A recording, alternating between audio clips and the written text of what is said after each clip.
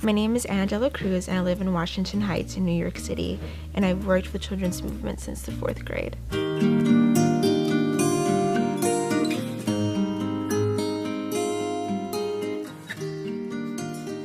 I remember sitting in the classroom. We all just finished doing a little, we put our heads down and we do a little meditation.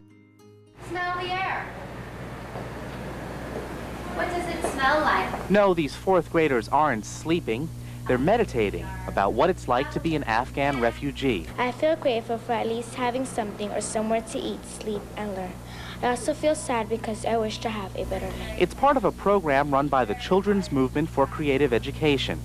Since September 11th, the group has been coming to PS 189 in Manhattan and several other city schools to teach students about the war and help them deal with their feelings since the World Trade Center attack. So all of a sudden, Afghanistan was ruled by a communist regime. What then happened was... So we were sitting in the classroom and she was explaining to us about the different parties involved and the conflicts that had been going on there, and trying to give us some context to the country and to the catastrophe that had just happened. So it was kind of helping us understand a little bit more about what was going on in our city or in our country, in our world, just to give us some kind of perspective and understanding to the background, to the conflict, so that, you know, we wouldn't form any preconceived judgments. A peace ribbon as a peace offering. A group of school kids is spending the weekend creating a peace sanctuary and memorial to mark the 1-year anniversary of the attacks. We laid all these ribbons with our thoughts, and we kind of hung them up, and people in Central Park came and saw what it was about.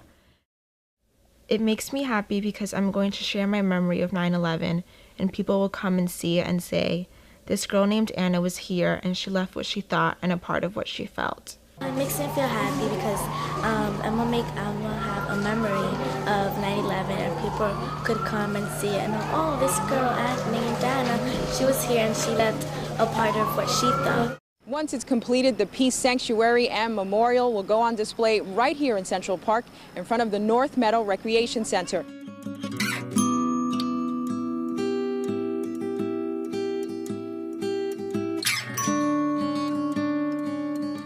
So in the 6th grade, we went to the UN, and it was part of an exhibit where the students from my school and different schools in New York City had put their artwork together along with the students from Bosnia. But I remember sitting there and having one of the Bosnian girls explain to us that she was on a curb, and I think that she was either waiting for her father to come or a younger sibling to come, and you know, she was seeing people being killed on the street. And I remember thinking, you know, what would I do if I had seen someone in my neighborhood or my family go through that? That was the moment that I thought, you know, I want to be able to do something that's going to stop this from happening.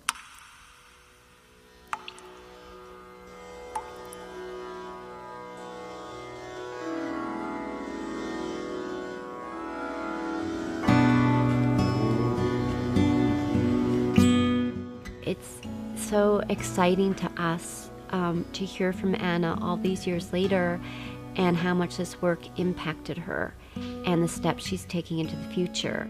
This coming spring, I hope to bring a children's movement chapter to Georgetown University.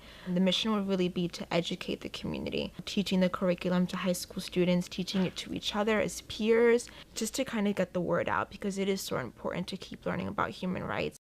Recently at a grant interview, we were asked how we would know when our programs are successful and when we've had impact. And one of our colleagues, without hesitation, turned and said, when one of our students ends up in the State Department and is able to make change on a very high level. I am pursuing international politics and foreign policy today at Georgetown because I want to be able to help in that way and just follow up on the human rights knowledge and all the things that I learned when I was working with CMCE when I was younger. There is a sun.